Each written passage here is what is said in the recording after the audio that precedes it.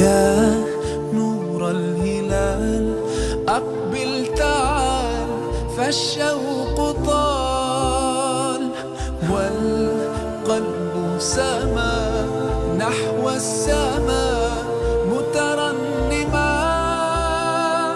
لا تنقضي أنت للروح دواء. رمضان رمضان رمضان يا حبيب، رمضان رمضان ليتك دوما قريب.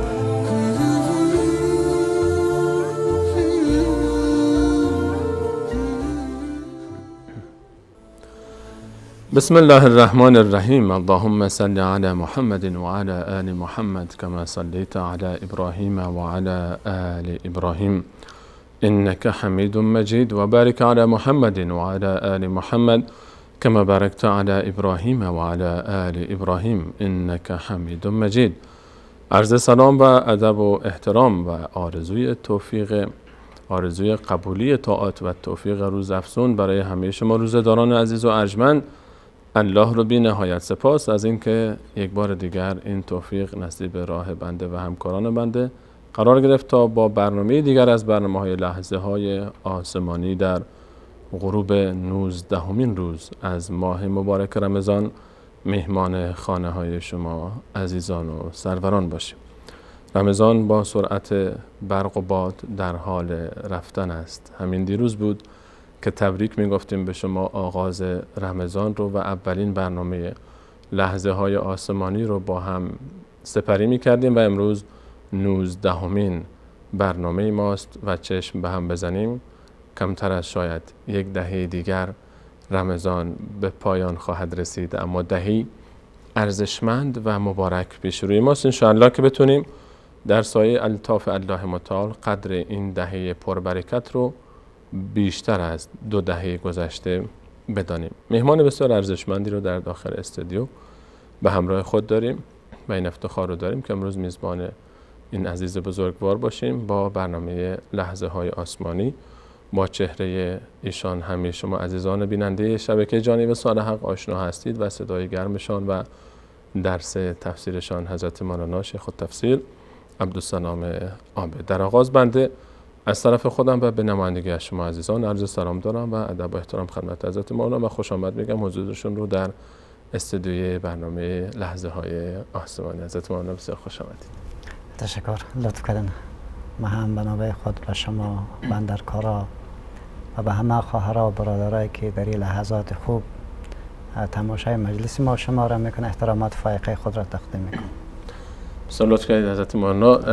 حضرت مولانا را حتما عزیزان با صحبت‌های زیبایشون در درس تفسیر که به نام کتاب مبین پخش میشد به خاطر دارن و خطبه‌های نماز جمعه ایشون رو در بزرگترین مسجد شهر زیبای کابل در شهر کابل و همچنین جناب مولانا و حضرت استاد مدیر مرکز علمی و تحقیقاتی و مؤسس این مرکز علمی و تحقیقاتی امام محمد بن حسن شیبانی در کابل هم هستند و همچنین رئیس نظارت، من اصطلاح رو درست گفته باشم، رئیس برنامه و نظارت وزارت معارف افغانستان که انشاءالله در برنامه امروز در خدمت حضرت استاد خواهیم بود و سعی میکنیم با شما عزیزان در موضوعی که بسیار مهم هست صحبت بکنیم.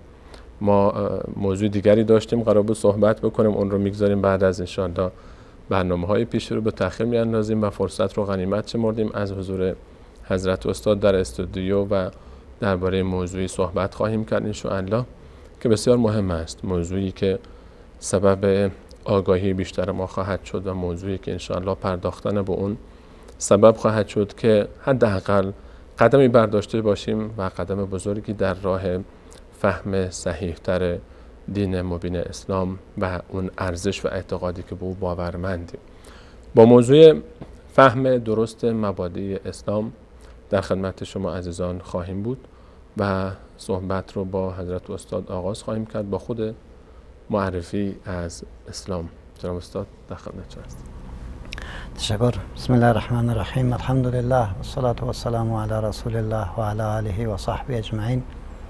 امیدوار هستم خداوند متعال مجلس ما را وسیله تکفیر گناه های ما قرار بدهد و در عموم کشورهای اسلامی امن و صلح پایدار استقرار پیدا بکنه و لحظاتی که ما در رابطه به فهم درست از اسلام بحث داریم، الله بکنه که این مجلس سبب شد تا واقعا قدم در رابطه به معرفی فهم درست اسلام برداشته شده باشد.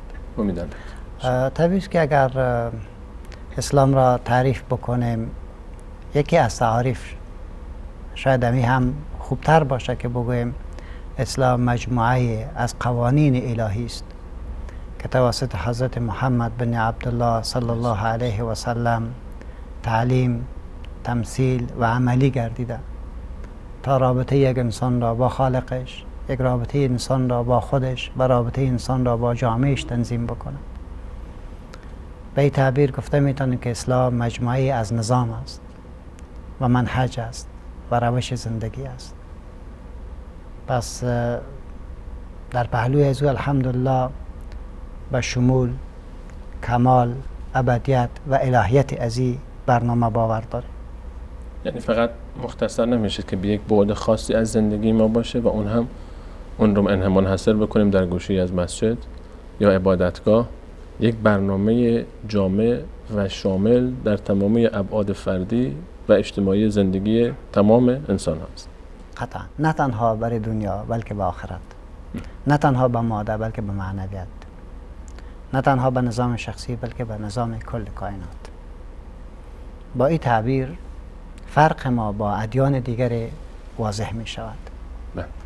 آنها دینشان وسیله ارتباطشان با معبود و با خودشان است، اقلا اکثرا، نهایت تصور اونها از دین است.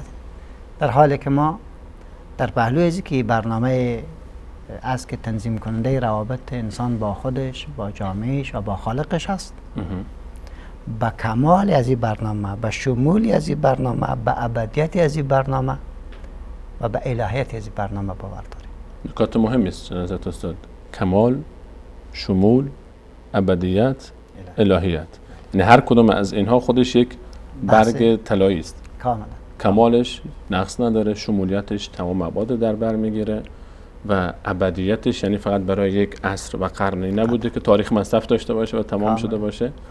و الهیتش هم که دیگه کلا هیچ حرفی باقی نمیگذاره که یعنی هیچ نقصی در او وجود نداره، چرا که از طرف خالق بشر است و الا یعلم من خلق و هو اللطیف الخبیر. و وقتی که ما فکر میکنیم در نظام خداوند متعال، چه از نظر تکوین بگیریم چه از نظر تشریع بگیریم، در نظام تکوینیش خلایی نیست.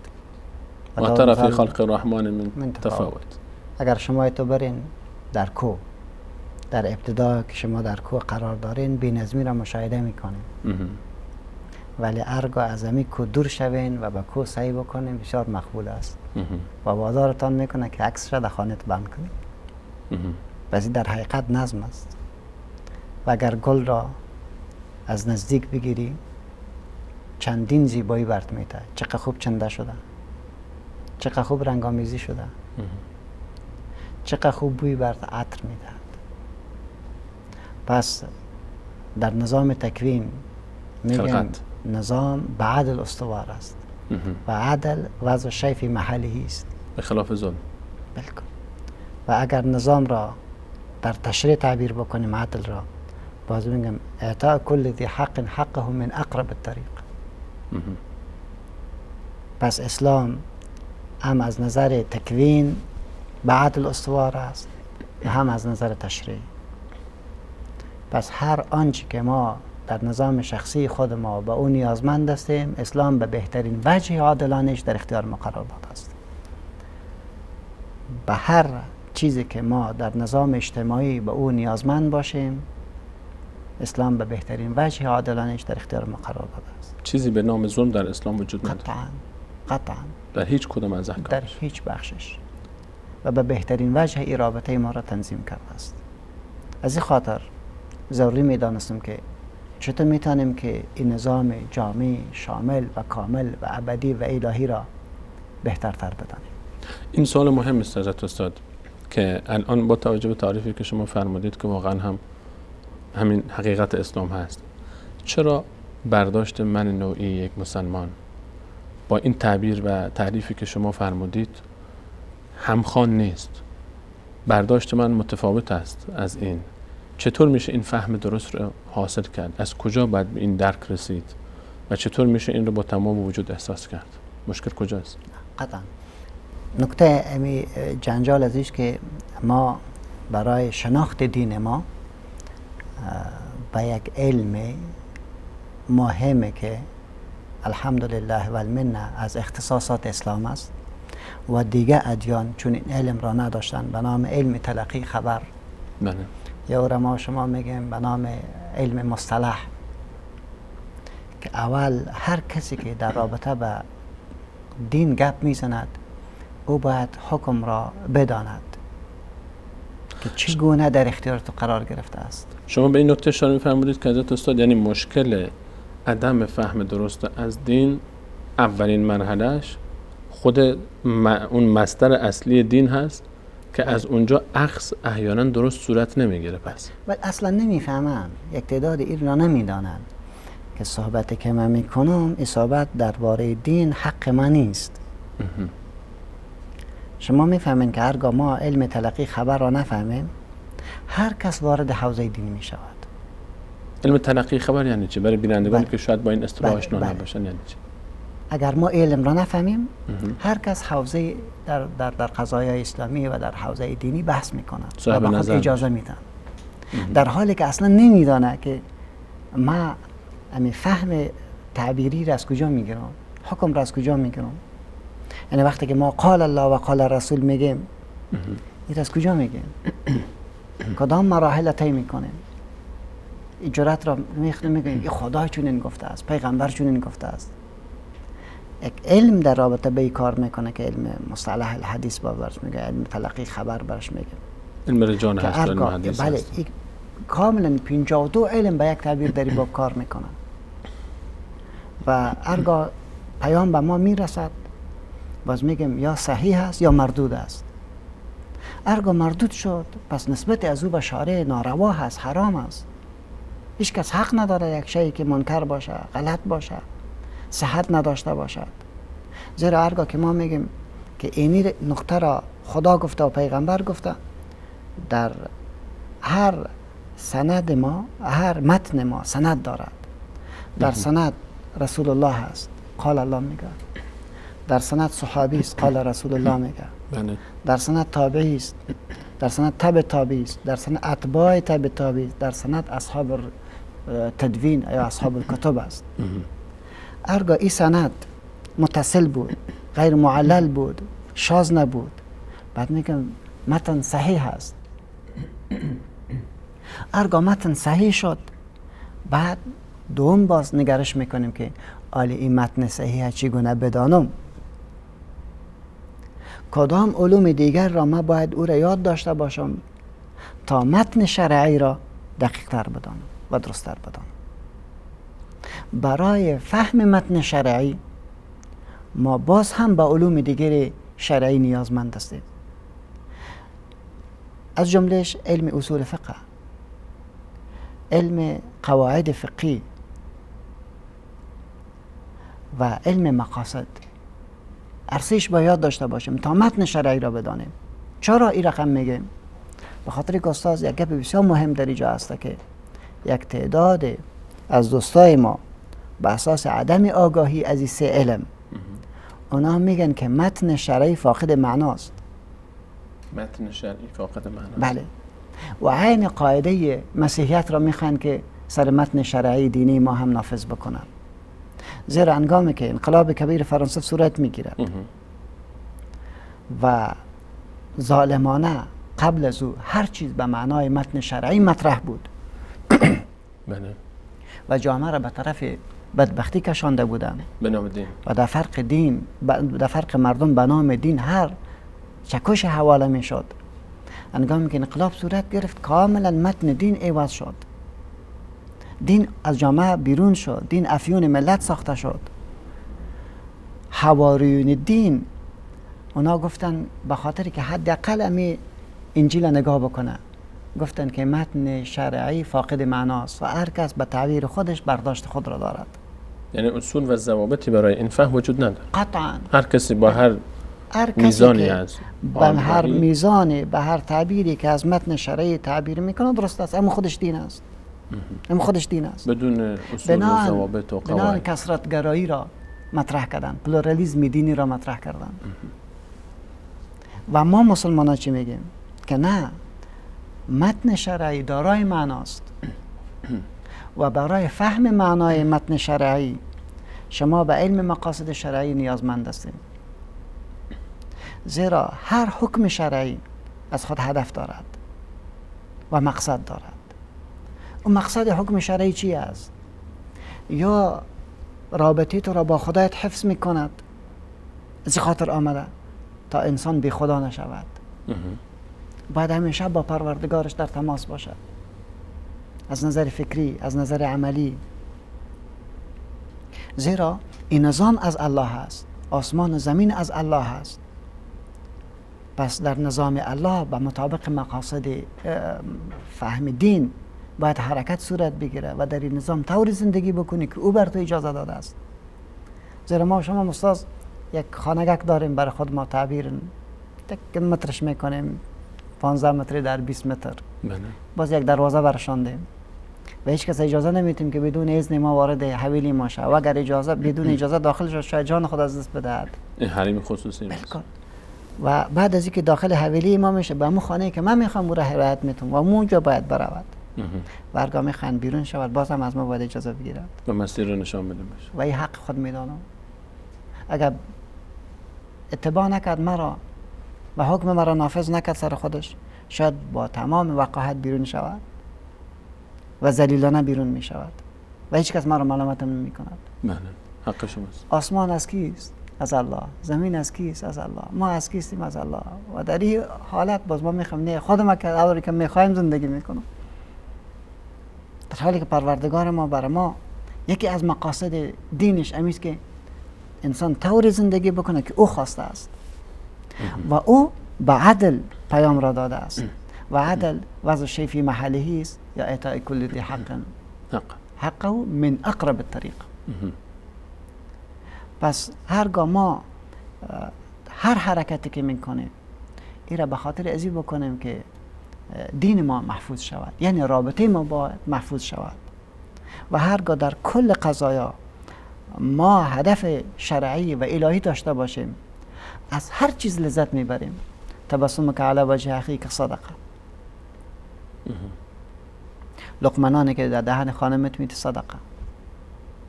امر بالمعروف صدقه. الاسلام بدع و 70 شعبه افضلها کلمة لا اله الا الله و ادناها اماطة الاذى عن الطریق. یک برداشتن یک چیزی که سبب آزار اذیت دیگران است از سر راه عبادت است. این عبادت است. یک تبسم عبادت است. بالکل. گذاشتن یک لقمه نان در دهان همسر هم عبادت است. ببین چقدر شیرین شد. زندگی معنا پیدا میکنه و مقبول میشود وقتی که مقصد رو ما بفهمیم. کاملا. پس باید بدانیم که اسلام وسیله حفظ ارتباط با خالق است.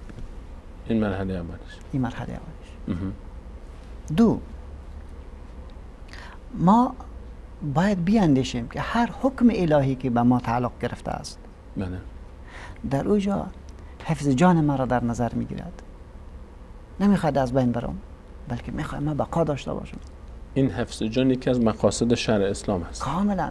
پس اسلام نیامده که جانت بگیره، بلکه اسلام آمده تا تو را نگاه بکنه. از این خاطر بر تو اجازه نمیده که جانت بگیری. حتی در قصاص هم که ظاهرا جان گرفته میشه میفهمد ولکم فی القصاص حیاتون للآخرین. اینجا دیگه حکایت بریدن انگشتی است یا دستی است که سرطان داره برای نجات بقیه اعضای بدن. کاملا اونطور است. پس ببینیم که چی عجیب است که اسلام آمد تا جان ما را نگاه بکنه. پس هر کسی که به جان کسی تعرض میکند در برایش قصاص دارد. انگشت کسی را قطع که انگشت قطع میکند. چشم شکور که چشم تکور میکند. جانش گرفته جانت میگیرد. اینم به خاطر اینکه کسی دیگری جرئت نکنه تا این کارو بکنه. کاملا تا همه مردم آزادانه و آرامانه زندگی بکنند. پس هر کسی که در دین گپ میزند او باید بدانه که تو کار نکنی به نام دین که سبب جان گرفتن کسی شوی. نکات مهمی رو شما اشاره فرمودید حضرت استاد. تا اینجا ما هر کسی الان قرائتی و روایتی و برداشتی از اسلام داره و به نام اسلام داره کارهایی میکنه. فرمودید که اول باید اصلش در اصل هر کسی که حکمی صادر میکنه از کتاب و سنت صحیح با اون علمی که حالا درباره فرمودید خاصه امت اسلامی است و هزاران نفر درباره او تلاش کردن و زحمت کشیدن و کتابخانه ها نوشته شده آشنایی داشته باشه که اصل خمیره اصلی رو از مرجع اصلی کتاب و سنت صحیح گرفته باشه.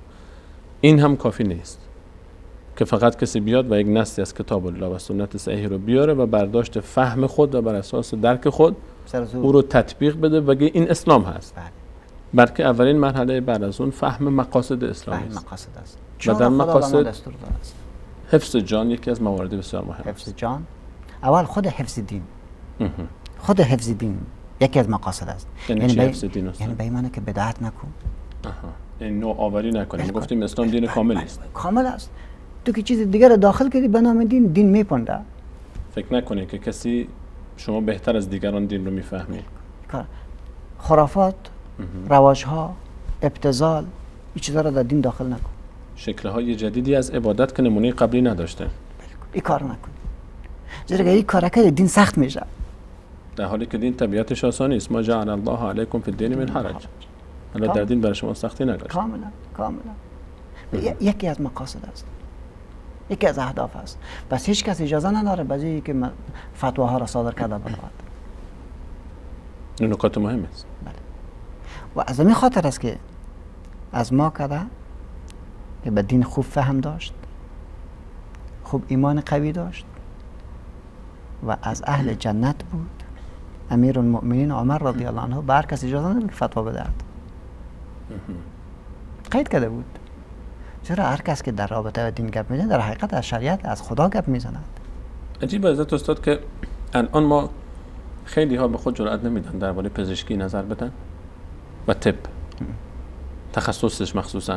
بله. حتی یک قرصی پیشنهاد بکنن که فلانی برو این قرص رو بخور و یا درباره هندسه و ساخت ساز و شغل‌های دیگر. اما به امر دین که میرسیم میبینیم که ماشاءالله همه نظر میدهد. هر کسی برای خودش صاحب نظر هست و شاید روخانی قرآن هم بلد نیست و شاید اصلا از این مقاصد که به جای خود استاد روخانی قرآن هم بلد نیست شده صاحب نظر و مفتی و به هر حال اجتهاد میکنه در دین. کاملا با جرأت میگه نظر من اینطور است. نظر من اینطور است. این دیگه به حد رسید خود صاحب نظر هم میشه. شما فکر بکنین که سلف ما رو وقتی که تاریخ آدم مطالعه میکنن تعجب میکنن. امام مالک از پیش پرسان میکند در 30 موضوع 27ش میگه نمیفهم. امام مالک با اون عظمت سبحان الله. ولی از ما پرسان بکنه 400 دینار جای به جای میگیم. یک مشکل است. از امام موضوعی که پرسان میکنه گفت نمیفهم. آخر شاگردای چی میگه؟ صاحب ما بسیار کم آمدیم. یعنی که احساس میکنیم که شما باید جواب میدادید. باید شما جواب میدادید. این دلیل بر این است که هر قدر که انسان جاهل شود جرأتش بیشتر میشود. نکته مهم است. اگر علم داشته باشی میترسی. این که اگر عالمی این جرأت در وجودش بود در پاسخ به سوالی گفت نمیدانم، این از نشانه فهم و درک اوست. نشانه از ایمانش. نه نشانه جهل او به دین. بله کاملا. چون فهمیده که واقعا این نکته مهمی است. فتوا دادن بدون علم، بدون شناخت، بدون تأکید چه عواقب خطرناکی خواهد داشت. پس فرمودید مقاصد دین. بالکل. دین آمد تا دین نگاه کند. پس یک مقاصدی هست که اینها رو ما بعد احاطه داشته باشیم و اشراف داشته باشیم وقتی که رأی و نظر صادر میکنیم درباره مباحث دینی. دین آمد تا دین نگاه کنه استاد. گفتم دین نگاه کنه مطلق گفتم. بله. دین آمد تا مسیحیت نگاه کنه. دین آمد اسلام آمد تا یهودیت نگاه کنه. اسلام آمد تا بوداییت نگاه کنه. چطور؟ شما ببینید چطور ایران نگاه میکنه در حالی که زیر اسلام میگه که این برنامه کامل شامل است را بپذیر. اسلام. بله. اگر نمیپذیر خود این مسیحیت تو دروغ نگو دم خوب باش. مسیحیت دمی یهودیت باش. نه بلا در سر شر چی که است. همون که هست. دم خوب باش. لکم دینکم ولی دین. چرا استاد؟ زیرا دین ولو که هر قدر منحرف شود باز هم سلسله ارزش های اخلاقی را تحفظ میکند. باز هم یک خط سرخ‌هایی میکشه دور شخص. کاملا. از اینکه بی‌بندوبار باشه بهتر است. ولی اگر ضررش کمتره. یک بار دین برداشتی و نظام سیکولر کردی، اولئک کالانعام بل هم اضل. بعد از او باز چنان جنایت می شود که مرد با مرد عروسی می کند، زن با زن عروسی می کند. و عجیبتر این هست که باز میراث خود به پشک میده، به سگ میده. در جای خبری پخش شده دوستاد که همسران کشورهای ناتو جمع شده بودن، مردی هم رفته بود در بین اینها و گفته بود این آقا خانم رئیس جمهور فلان کشور هست. این آقا، یک مرد در بین جمع زنها رفته بود، چون گفته بودن خانم‌های رئیس جمهورها بیان، این آقام رفته بود. بعد گفتن آقا چی کار میکنه؟ گفتن آقا خانم رئیس جمهور فلان کشور است. لا حول ولا قوة الا بالله. پس اسلام آمد تا دین نگاه کند. در کل خود چطور نگاه کنه؟ خرافات، بدعت و ابتذال را به سبب علم تلقی خبر از خود دور کند. خبر صحیح باید بدیم. خبر صحیح با واسطه که فهمیدیم به علم مقاصد نیازمند هستیم. مرحله اول ثبوت خبر است. ثبوت خبر. بعد حالا میاد درباره فهم این خبر ما نیاز به موارد دیگری هم داره. که اولیش مقاصد شریعت است. هر کسی که در دین گپ میزنه باید بدونه که این گپ از او تعلق به خود دین میگیرد که دین تخریب نکنه. گپی که میزنه تعلق به جان کسی میگیرد که جان کسی را خراب نکنه. گپی که میزنه تعلق میگیره به مال کسی، مالش از بین نبری.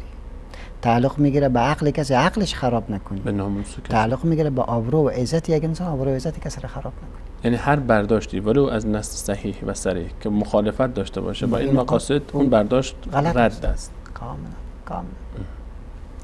بعد از اینکه علم مقاصد را فهمیدیم، این مرحله دوم فهم درست. بله، یک علم مقاصدی به معنای ضرورت که تعبیر بکنیم.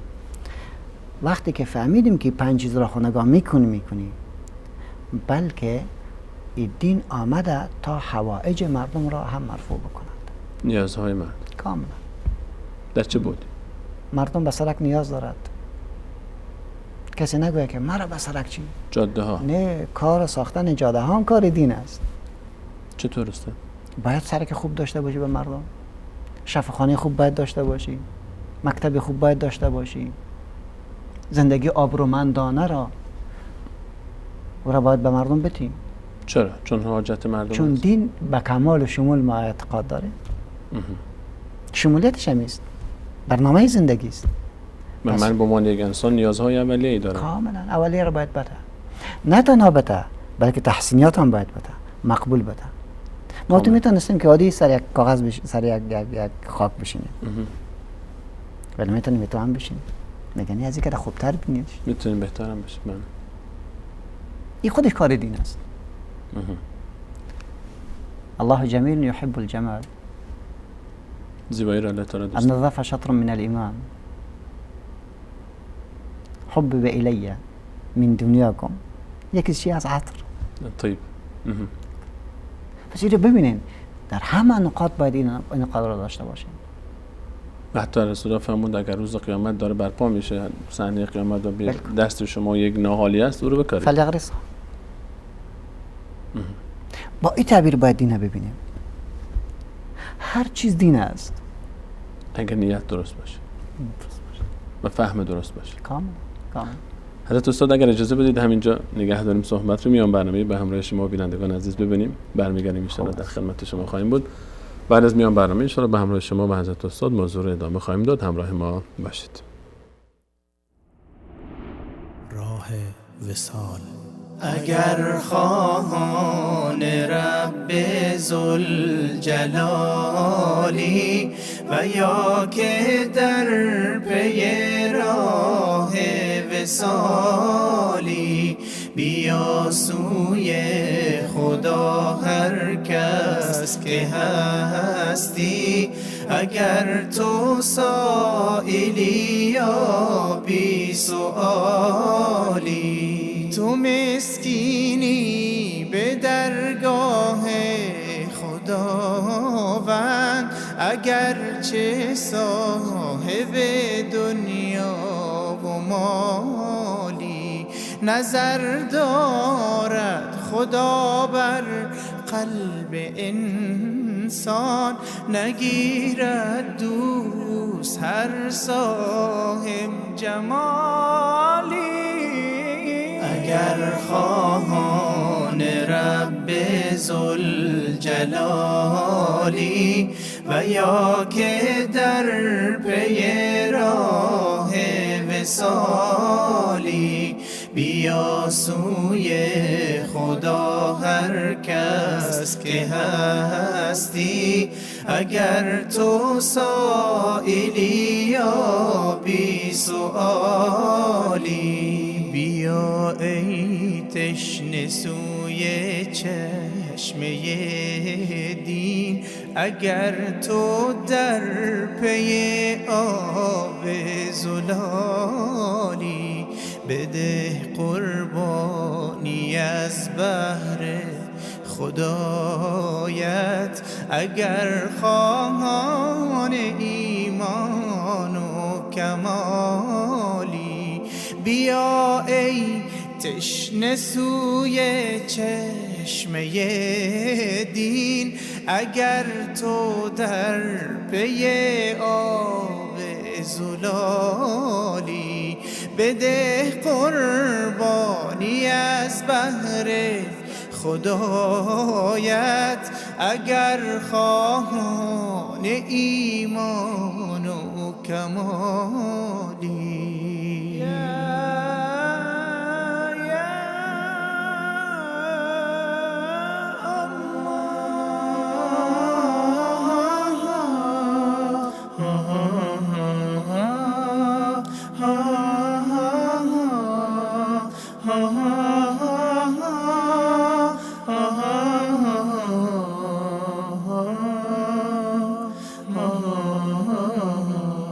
اگر خواهان رب ذوالجلالی و یا که در پی راه وصالی، بیا سوی خدا هر کس که هستی.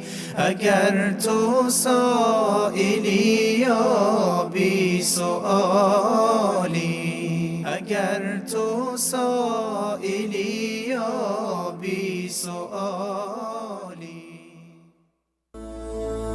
يا نور الهلال أقبل تعال، فالشوق طال والقلب سما نحو السماء مترنما. لا لا تنقضي أنت للروح.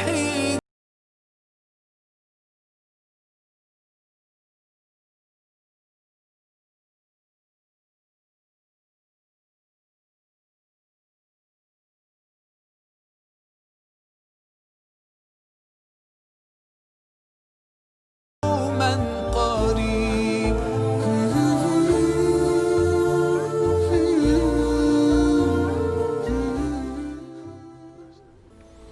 و عرض سلام مجدد خدمت همه شما خوبان و سروران. همچنان با شما هستیم در غروب 19مین روز از ماه مبارک رمضان و برنامه لحظه های آسمانی و میهمان بسیار عزیز و ارزشمندمون حضرت مولانا شیخ التفسیر مولانا عبدالسلام عابد، رئیس نظارت، این هی یادم میره این اسم، رئیس برنامه و نظارت وزارت معارف افغانستان و همچنین مدیر و مؤسس مرکز علمی و تحقیقاتی امام محمد شیبانی در شهر زیبای کابل و حضرت استاد امام جمعه بزرگترین مسجد شهر کابل هم هستند. قبل از میان برنامه حضرت استاد درباره نکاتی بسیار مهم از فهم صحیح و باور درست نسبت به مبادی اسلام سخن گفتن و صحبت از اولین مرحله فهم و تأکید و ثبوت مصدر اصلی خبر، تلقی خبر، کتاب و سنت صحیح بود و بعد از اون درباره مقاصد شریعت سخن گفتن حضرت استاد که از مهمترین موارد حفظ دین و حفظ جان و حفظ مال و حفظ آبرو و ناموس و عزت و کرامت یک انسان هست و برمیگردیم خدمت حضرت استاد با عرض سلام مجدد. خدمت شما هستیم. تشکر استاد. در رابطه با علم مقاصد چیزی دیگری که ما میخوایم مختصرا اشاره کنیم است که در کشورهای ما و در امت ما یک کلمه بسیار رد و بدل میشه به نام منافع ملی و شما میفهمین که حفظ منافع ملی یکی از کارهای بزرگ هر انسان در مجموع و از حکومت در خاص. بسیار بحثش داغ است. بسیار داغ است. ولی هرگاه که شما اگر پرسان بکنید که منافع ملی را بیان تعریف بکنیم باز سر از پیشان بیرون نمی شود. ما گفتم میتونم که منافع ملی یعنی مقاصد شرعی، آنچه که شریعت به عنوان مقاصد مد نظر داره و منافع ملی، حفظ دین، حفظ جان، حفظ مال، حفظ آبرو و عزت، حفظ عقل، این منافع ملی است. بیشتر از این دیگه چی میخواد مطلب؟ تمام پالیسی باید به خاطر حفظ این 5 چیز وضع شود و هرگاه ما منافع ملی را خوب بفهمیم دوست را از دشمن خوب تمیز میکنیم. پس هر کس که به دین ما، به جان ما، به مال ما، به آبرو و عزت ما و به عقل ما صدمه میزند در حقیقت دشمنی با ما میکند و هر کس که ایره بر ما نگاه میکنه و در تحفظش ما را همکاری میکنه دوست ماست. بسیار زیبا و ساده. ساده. پس این موضوع شد موضوع دوم بعد از اول علمی است که برای ما فهم صحیح از متن شرعی میدهد. یک متن شرعی صحیح داریم، الان با نیاز به بفهمیم فهم صحیح داریم. اولین مرحلهش مقاصد شرعی. مرحله بعد بله. دوم چیزی که ما برای فهم متن شرعی نیازمند هستیم تا ادعا بکنیم که بگیم نظر ما اینطور است، یعنی بتونیم که حداقل جرأت بکنیم که خود رو صاحب نظر بدانیم. صاحب نظر به علم دیگه نزیان به نام علم اصول فقه. در اصول فقه از چه صحبت میشه؟ در اصول فقه مبادی و قواعد را بحث میکنه که چگونه حکم شرعی را استخراج بکنیم. یعنی آیا نمیشه من به عنوان یک مسلمان قرآن رو بردارم و ببینم آیه اینجا فلان گفته بعد مستقیم برم عمل بکنم؟ قطعا نه. این حق برش نیست. چرا؟ این حق به صحابه داده نشده بود. ما شما خب بسیار خورد هستیم. اگر این گفته بشه که قرآن فرموده ولقد یسرنا القرآن للذکر، بالکل قرآن رو کتاب الله فرموده من آسان کردم قرآن رو. تو باید وقت بدی. یعنی چی وقت بدم؟ وقت بدی برای فراگیری علمش. یعنی وقتی که من حرکت کردم برای یادگیری و موقع آسان میشه. باز آسان میشه. نه اینکه فقط همینجوری بردارم بخونم بفهمم هر چی که من فهمیدم پس همون فهم من رو به عنوان کلام الله بگم. یعنی ما زندگی ما متأثر است. استاد یگان بار که هفته و سر زیاد شد آتش نمیشیم. مغز آدم به جوش میاد. صحیح شد نه؟ من یگان بار قهر میشیم. یگان بار یک مشکل اقتصادی پیدا میکنی. هر کس دور خودش با تعبیر خود داشته باشه مشکل میشه. پس ما ضرورت داریم به یک علمی که چگونگی فهم متن شرعی را بر ما بدهد و اون نیست مگر علم قواعد اصول فقه. پس یک علم مهمی است. الحمدلله و المنه ای هم از اختصاصات از امت است. یعنی فقط امت اسلامی است که برای فهم کتاب دین خود یک علم خاص داره. از خاطر میگم که کتاب، سنت، اجماع، قیاس این اصول از ضوابط فقهی است. از خاطر بحث داریم که حکم شرعی به نزد جمهور علما 5 قسم است و به نزد احناف 7 قسم است. من میگم که حکم چی است؟ میگن خطاب الله تعالی المتعلق بافعال المکلفین بالاقتضاء. چیز را از پیش میخواه. تو باید ببینی چه قسمی از پیش میخواه. به حتم الزام میخواهد. پس داخل میشیم فرض چی است؟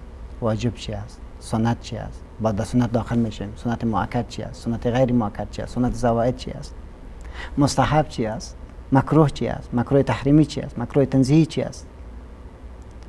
هرگاه ما این را بفهمیم به طور مثال استاد یک نمونه را عرض میکنم.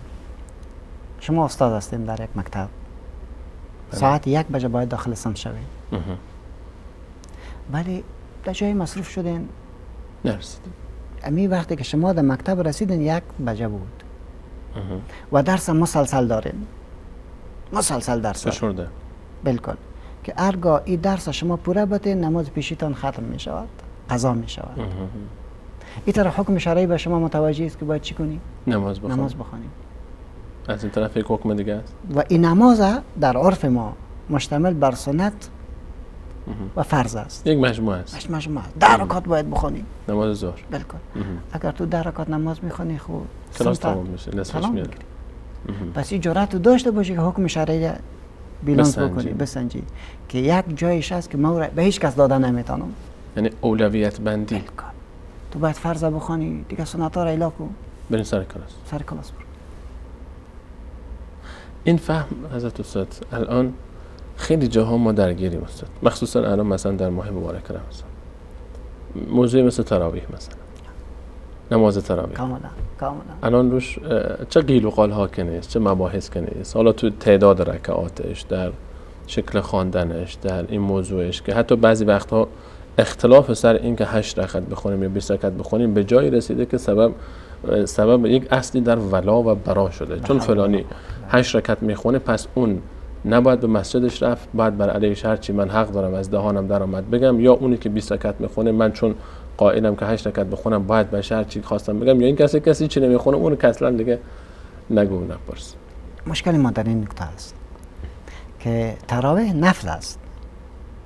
نفل ما از نفل فرض جور کردیم و سبب توهین، تحقیر، نقص در شخصیت یک انسان میشه، به خاطر یک در حالی که کار شخصی خودم است. اختیاری هست. کار شخصی خودم است. دلم 20 میخوانم، دلم 40 میخوانم، دلم 8 میخوانم.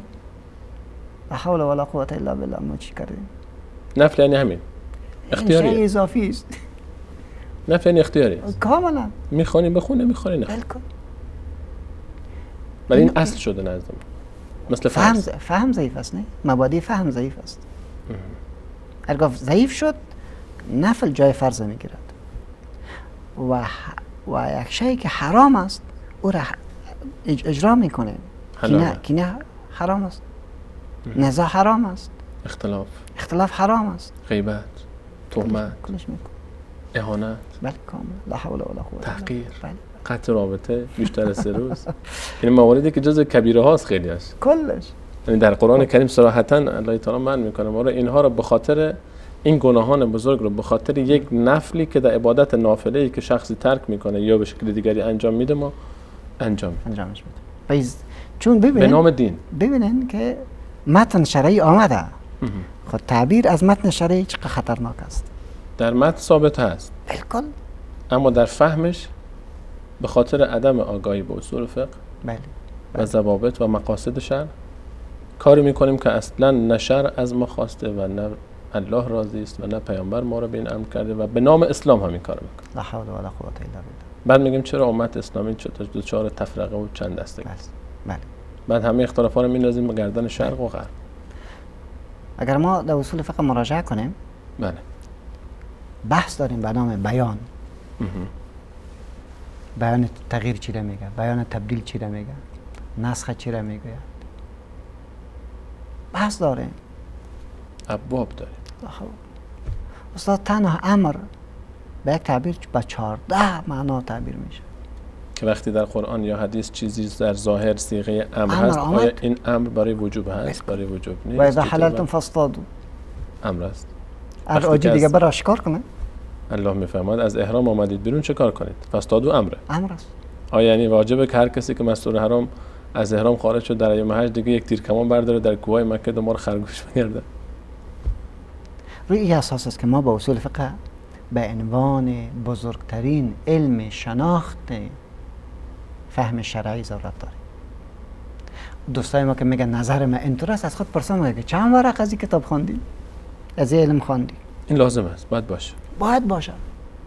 کسی که این علم رو نخونده حق نداره فتوا بده. حق نداره تعبیر بکنی. تو چیکاره میگی من نظرم است؟ چه بسا که خیلی وقتا برخلاف اون زیرا ما خب گفتیم متن شرعی دارای معناست.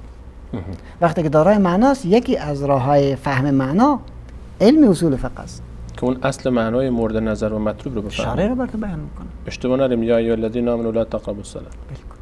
بالکل. بقیه‌اش برکن. کاملا.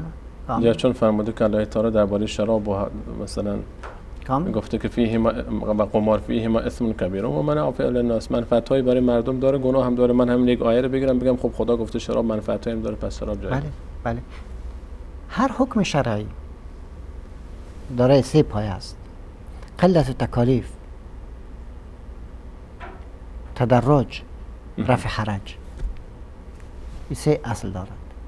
قلت تکالیف بله در دین آسان بشه. بده. بله. زیاد حکم نیست. ولا تسأل عن اشیاء تبد لكم تسؤكم. الله بر تمام تو ایزا کرده. تو بازور سر مردم چی نگه تو گفته خدا. مثل بنی اسرائیل نشو. کار ای نکنه. هر چی سوال بکنی سخت‌تر میشه. ولی ما بر خود کوشش میکنیم که در هر خرد و بزرگ مردم بگیریم. و تدرج. تدرج یک دفعه یک جامعه افتیده را واستا اولویت جایگاه بندی بده، بکنه. جایگاه بده که برود کم کل کم. قضیه را بگیرد. نشود که خدا نخواسته فرار از دین بکنه. میگی چی کار شد؟ آشنایی بده برش. حرج باید برداری. یعنی جالب نیست استاد؟ باران میشود پیامبر چی میگه؟ صلوا فی رحالکم. مؤذن اذان میده. اصلا در اذان به جای حی علی ولی الصلاه بر و ما حی علی متکسی الفلاح، میکنه؟ به جای حی علی الصلاه حی علی الفلاح، به جای اینکه بگه بیاید به سمت نماز بشتابید میگه صلوا فی رحالکم. فی رحالکم. خانه خودتون نماز بخوان. بله. پس این مشکل ماست. رفع حرج. در طیاره میایم سبحان الله قایم ما میگیرن محکم میگه شما که شما خیر طیاره نماز بخوان. او برادر کدام پیلوت میگه که در تشنم وضو نمیشه، تیمم من خودم چیزی که سوختانده شده اون نمیشه. ولی چرا یک جا نمیکنی نماز ده؟ چرا خرج میکنی؟ به جای اینکه ظهر و عصر مثلا مغرب عشا رو جمع بکنه حتما ما داخل هواپیما بخوام. این مشکل ماست. از این خاطر ما به علم اصول فقه من حیث یک علم معرفتی درست از متن شرعی نیازمند است. کسی که علم اصول فقه را نمیفهمد داخل نشد در این قضیه. 3 علم قواعد فقه. فرق قواعد فقه با اصول فقه در چی است؟ بله، قواعد فقه در حقیقت یک سلسله مبادی است که در داخل یک مذهب قابل اعتبار است. در قانونمندی ما را کمک میکنه. تو میتونی زودتر به او قضیه برسی نسبت به اصول فقه. چطور؟ مثلا با یک مثال اگر بیشتر تشریح بکنیم. یک متن شرعی را میخوانیم. خدا از پیش ما بر ما گفته که اسلام آمده به خاطر چی؟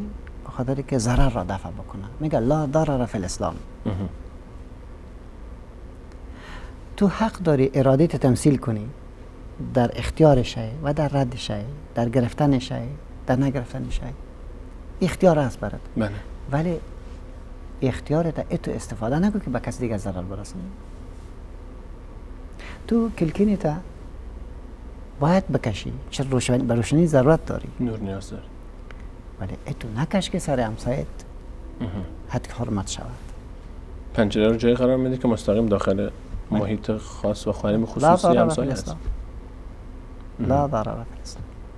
پس هر کس باید این را بفهمد که دین وسیله است که ضرر دفع شود. ضرر دفع کن. یا الاصل بقاء ما کان علی مکان. با دهات 90 قاعده 99 قاعده داریم در رابطه با بسیار زیبا تعبیر شده قواعد فقهی. حالا استاد این سوال پیش میاد. خب الان وقتی که صحبت از ما اصول فقه داریم و قواعد فقه داریم، خود به خود به ذهن این تصور پیش میاد که یعنی مذهب، یعنی به هر حال یک برداشت، یک قرائتی از دین. طبیعتاً وقتی که وارد اصول فقه میشیم مذاهبی صحبت از مذاهب میشه. آیا مذهب باید باشه؟ یا آیا دقیقاً یک برداشت قرائت فقهی از یک مسئله، یک مذهب همون دین هست و باید فقط همین باشه، غیر اون نباید باشه؟ خوب استاد، ببین اگر مذهب را از کلمه ذهبه بگیریم به معنای راه است و راه هیچ وقت اصل نیست. راه وسیله است به مقصود. تو اگر در راه بشین به جایت میرسی. مذهب یعنی راه رسیدن. راه رسیدن به هدف. از ذهبه میاد. از ذهبه. و اگر از ذهب بگیریم به معنای شی را زیبا کردن، ملمح کردن، مقبولش بکنیم. زینت دادن. اصطلاحاً مذهب در حقیقت مجموعه از آرا و نظریات دانشمندان و مجتهدین کرام است که از دین آسان تعبیر کردن تا دین آسان تطبیق شود. دین کتاب الله و سنت رسول الله است تا فهمش آسان تر باشه برای کسانی تطبیق. که تخصصشون نداره. کاملا. از این خاطر یک مثال دیگه عرض بکنیم استاد. شما یک زمین دارین بله. و میخواین در اونجا یک خانه را بسازین. یک انجینر میخواد که برای خانه بساز که 3 خانه نشیمن داشته باشه، آشپزخانه داشته باشه، اتحال داشته باشه. واو واو. به یک انجینر دیگه میگه، به انجینر دیگه میگه، به انجینر دیگه میگه. هر انجینر تلاش میکنه تا رضایت تو را کسب کند. بله. هر کسی یک نقشه و طرح میده با توجه به نیاز من. با نیازی که خودت به او داری. و امکانات موجود. هر قدر که کوشش بکنه کل نیازمندی هایت برطرف کردن نمیتونه. تو خانه رو کار داشتی 5/4 ولی نمیشود، مجبور میشه 5/5 میکنه، 4/4 میکنه. تو خواسته باشی این تو تال داشته باشی به این قیمت رو نمیشه، تو کمش میکنه بعد به توجه به فضای موجود. بله. هر انجینر کوشش کرده، یکی کامیاب شده 90% تو را قانع کنه، یکی 80%، یکی 70%. و این 70-80% هم به تعبیر انجینر تعلق داره. او فکر میکنه که من 90% تو را قانع کرده، در حالی که تو باز که میبینی باز 70% قانع هستی. او دیگه میگه 100% تو را قانع کردم، وقتی که با تو داخل میشی باز میگه نه 80% قانع هستی. ولی در کل در 3-4 نقشه یک نقشه را میتونی عملی کنی استاد. هر چهارش تطبیق نمیشه. طبیعتا فضای اجازه نمیده. فضای اجازه نمیده. ارگو یکی رو تو تطبیق بکنی و او رو جور بکنی، منظم بکنی، تو یک زندگی بسیار آبرومندانه در خانه پیدا میکنی. هر کدوم از اینها هم که باشه. هر کدامش که باشه. نیاز اولیه منو برطرف کرد. بالکل. و کاملا یک زندگی مقبول به تو میدهد، ولو که بعضی اعتراض شاید باشه. بعضی اعتراض شاید باشه. حکایت مذاهب اینه. آیا این اختلاف که چون من حالا به تعبیر شما این نقشه رو انتخاب کردم از مهندس، اونی که اون نقشه رو انتخاب کرد، که یک نقشه دیگری انتخاب کرد، آیا این اختلافات و این اعتراضات و این مواردی که پیش آمده، آیا این حق رو من دارم؟ چون فلانی بالکل. وقتی تو حق داری استاد که تو خودت مهندس باشی و خودت هم از جمله یک انجینر باشی، صاحب نظر باشه. کاملا تو انجینر باشی. بعد از بعد مطابق به حال خودت. موقع خودم مطابق، یعنی موقع شاید رضایت 100% رو خودم برای خودم کسب کنم. نمیتونی. بازم نمیشه. بازم نمیشه. چون فضای موجود این اجازه رو به من نمیده. بله کاملا. ولی حق داری که بسازی. ولی هرگاه مهندس نباشی، انجینر نباشی، میتونی بسازی؟ نمیتونی بسازی. این اختلاف محدودش تا چقدر است؟ بله. از کجا فراتر که برای مشکل ساز است؟ بله. ولی بسیار یک تعریف برای شما توضیح دادم که بله. مجموعه از آرا و نظریات مجتهدین کرام و علماست. بله. که از دین، یعنی از متن شرعی که کتاب و سنت است، آسان تعبیر کردن تا دین آسان تطبیق شود. بله. پس کسی که خودش انجینر است خود مهربونی بکنه، نیاز نداره که دیگه نقشه کسی رو بگیره، خودش میره، به شرطی که تخصص داشته، متخصص باشه. اگر نه خونه رو سر خودش و خانواده‌اش خراب میکنه. خرابش میکنه. دقیقاً همینه که متخصص نباشه چیزی طراحی میکنه که هم خودش از بین میبره هم خانواده‌اش رو. اما تو راست. کسی که تخصص در دین نداره و میاد خودش رو مجتهد میدونه در دین، کاری میکنه که خودش آخر به ضلالت و گمراهی میکشه. اما تو راست. خدا در جای خدا میشونه. اعاذنا الله یگانه میگه چرا در جای عدل نیست، در حالی که او عدل نمیفهمه. و دعا چرا میگه در حالی که حقش نیست. بله. و ما با این مشکل روبروستیم. هر کس خود متخصص میگیره در حالی که یک روز در کلاسش نشسته. همین کتاب خدا رو برش بگو امیر قرائت کو، قرائتش یاد ندارد. فهمش به جای خود. مسئله فهمش رو به جایش بگذار. در حقیقت این جسارت است.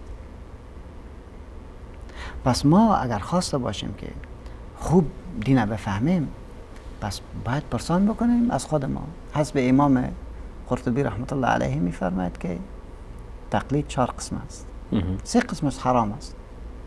4 قسمش حرام. بله. دانشمند برود از یک دانشمند تقلید کند، در حالی که او باید تحقیق کند.